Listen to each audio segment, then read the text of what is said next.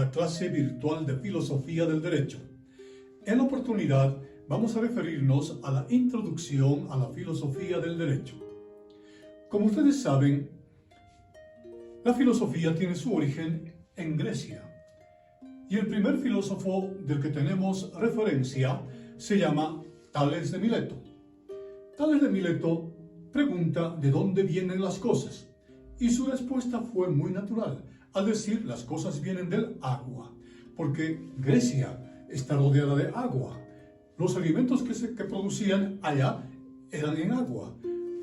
Esa respuesta natural fue transmitida a otros filósofos, quienes también, entre Tales, Anaxímenes, Anaximandro, van dando respuestas naturales.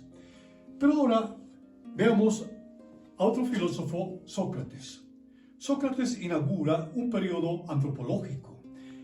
Sócrates dice, conócete a ti mismo, en el entendido de que los hombres tenemos que conocernos para ser mejores. Y podríamos recuperar de este autor para los abogados el hecho ético, porque justamente Sócrates nos enseñó que las personas debiéramos actuar éticamente.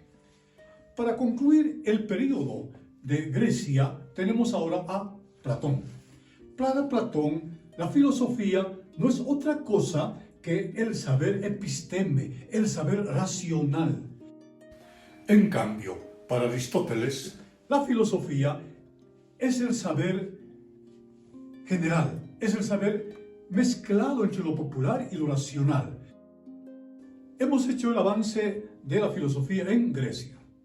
En la Edad Media, la teología se separa de la filosofía y se convierte en una disciplina superior a la misma. La explicación que se da es a partir de la divinidad, a partir de Dios. Veamos sus exponentes. Tenemos en principio a San Agustín, representante de la patrística. ¿Por qué decimos representante de la patrística? Porque se ocupa de fundamentar la religión a partir de la filosofía de Platón. En cambio, Santo Tomás, representante de la escolástica, se encarga de socializar, de divulgar la religión, pero con el fundamento que recupera de Aristóteles. En la Edad Moderna, las ciencias se separan de la filosofía. Cuando las ciencias particulares encuentran su objeto propio y desde luego su método, es cuando abandonan el seno de la filosofía y así aparecen las matemáticas, la biología, la física, y el derecho no es una excepción. El derecho también encuentra su propio objeto, sus propios métodos y hace abandono del campo de la filosofía.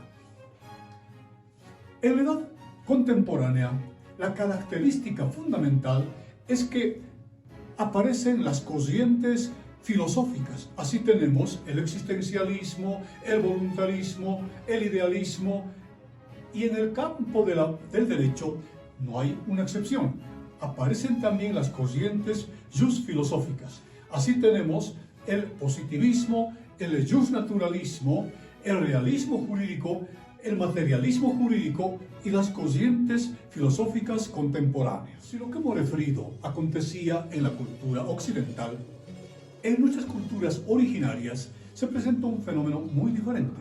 Así, en la cultura quechua aparece el Estado y con él aparece el derecho. Pero todavía aparece el derecho mezclado con la religión y con la moral. Tenemos una famosa trilogía que dice Amasua, Amahella, Amayuya, significando el carácter que debiera tener el poblador del Ayllu quechua. Vamos a referirnos al concepto de filosofía y para ello voy a nombrar a un filósofo chuquisaqueño, don Luis Carranza Siles, para quien la filosofía es la disciplina general que estudia los problemas fundamentales del hombre, la naturaleza y la vida. Siguiendo esta reseña filosófica, nos corresponde ver ahora las disciplinas filosóficas. Las disciplinas filosóficas son varias. De entre ellas, las que hacen referencia, se relacionan con el derecho, son, en principio, la ontología, Porque cuando hablamos de la esencia del derecho, estamos haciendo referencia a la ontología del derecho. Luego tenemos la lógica. La lógica es fundamental para el raciocinio jurídico, que se expresa en la argumentación jurídica. Tenemos también a la ética, porque un abogado tiene que distinguirse por valores éticos, por valores morales. Luego tenemos también, y para concluir, la disciplina de la axiología, que no es otra cosa que el estudio de los valores. Y esta disciplina nos servirá muchísimo porque nos ha de permitir indagar sobre la justicia. Ahora voy a referirme a la filosofía del derecho. Y para ello quiero presentar al autor Jorge Guillermo Federico Hegel, quien en 1821 precisamente escribió este libro que es Filosofía del Derecho. A él le debemos esta disciplina. Bien, ahora vamos a referirnos a un tema por demás importante que hace correspondencia en el estudio de la filosofía del derecho. Me refiero al origen del derecho. Y cuando estoy hablando del origen del derecho, no quiero significar que vamos a encontrar el momento concreto en el que surge el derecho, sino más bien a las teorías que nos han de llevar a indagar cómo surgió el derecho en el tiempo determinado. Dos son las teorías que nos han de señalar sobre el particular autores como Jean-Luc, Rousseau, Kant, quienes construyen la teoría contractualista del derecho.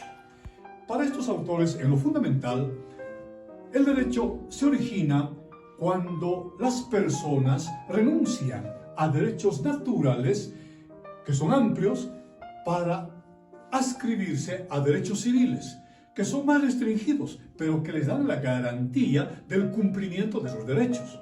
Por ejemplo, renuncian al derecho natural de tener varias propiedades por un derecho que en el Código Civil les señalará el derecho a la propiedad privada. Junto a esta teoría, o más bien, contraria a esta teoría, tenemos la teoría materialista del derecho.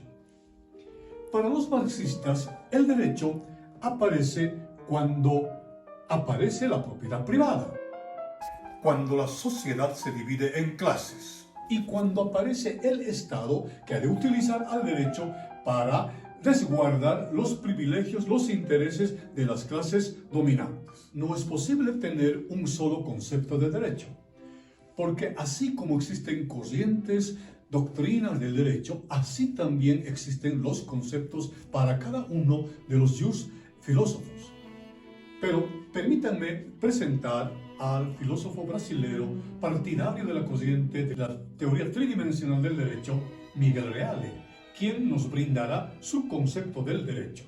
O direito é o arranjo heterônomo, coercível e bilateral atribuído às relações de convivência segundo uma integração normativa de fatos y valores. Continuando la exposición, ahora voy a referirme a los principios generales del derecho.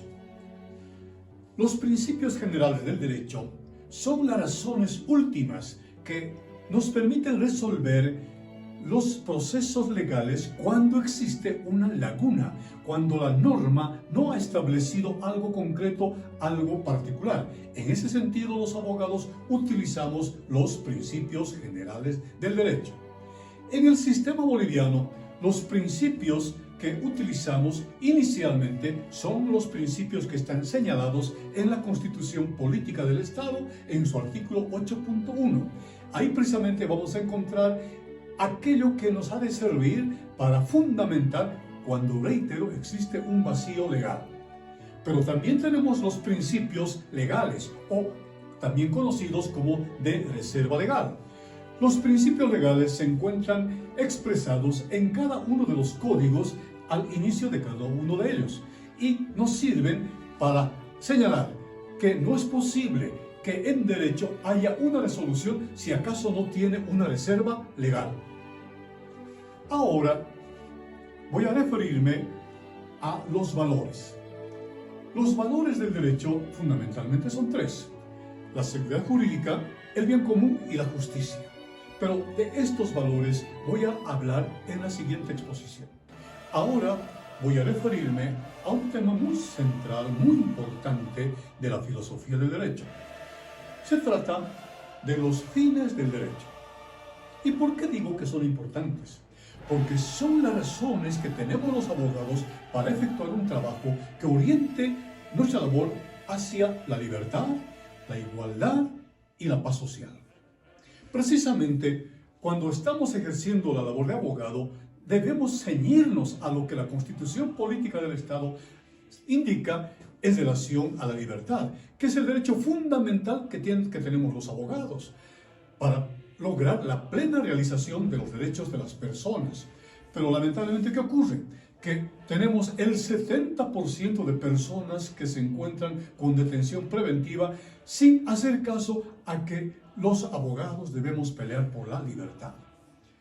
¿Qué decir de la igualdad? Debemos señalar que todos somos iguales ante la ley. No puede haber discriminación, no puede haber una situación que resalte una diferencia por otra, y más al contrario, tenemos que buscar la igualdad ante la ley de todos los ciudadanos. Y por último, la paz social. ¿Qué sería del abogado si no buscase la paz social? Nosotros somos agentes de un proceso por el cual tenemos que buscar que nuestra sociedad no tenga más problemas de los que ya tiene.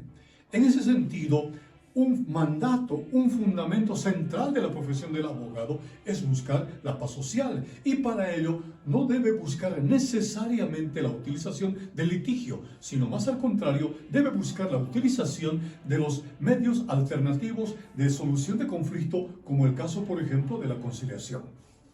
Continuando con el desarrollo de nuestra exposición, ahora voy a referirme a las fuentes del derecho. Las fuentes del derecho son de dos clases: las fuentes materiales y las fuentes formales. Las fuentes materiales son todas las acciones de las personas. Son las acciones culturales, son las acciones sociales, son las acciones económicas, políticas, sociales. Todas estas configuran las fuentes materiales. En cambio, las fuentes formales del derecho son cuatro. Inicialmente tenemos a la ley. Tenemos la jurisprudencia, la doctrina y la costumbre. En el sistema judicial boliviano, las fuentes del derecho dan lugar y origen a las jurisdicciones. Así tenemos la jurisdicción ordinaria, que tiene a la ley y a la jurisprudencia como sus fuentes obligatorias, y la doctrina es una fuente complementaria. En cambio, en la jurisdicción agroambiental, que es la más completa, tenemos como fuentes obligatorias a la ley, la jurisprudencia y la costumbre. En este caso también la doctrina llega a ser una fuente complementaria. La jurisdicción indígena, originaria, campesina, tiene como fuentes a la costumbre y la jurisprudencia constitucional.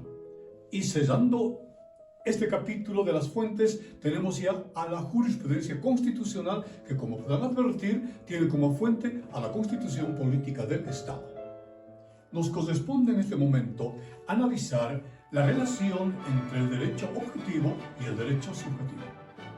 El derecho objetivo, para los positivistas, no es otra cosa que la norma escrita, de la cual emergen los derechos subjetivos, que son las facultades que tenemos todas las personas. En cambio, para los justnaturalistas, el derecho natural, el derecho subjetivo, es el que origina al derecho positivo. Los derechos naturales para esta corriente son los fundamentales, son los que originan y permiten la aparición, la inscripción de los derechos en la norma. Por último, voy a referirme al pluralismo jurídico. ¿Qué es el pluralismo jurídico? Es el fundamento jurídico de nuestra Constitución Política del Estado, cuando admite la existencia de varios ordenamientos jurídicos en un solo tiempo, en un solo momento histórico. Nosotros, como hemos expresado, tenemos la jurisdicción ordinaria, la jurisdicción indígena originaria y campesina, la jurisdicción agroambiental. Todo ello constituye el pluralismo jurídico. Bien, hemos llegado a la conclusión de nuestra jornada de estudio. Les agradezco su presencia y quiero invitarles a una siguiente oportunidad en la cual vamos a estudiar lo que corresponde a la justicia. Muchas gracias por su atención.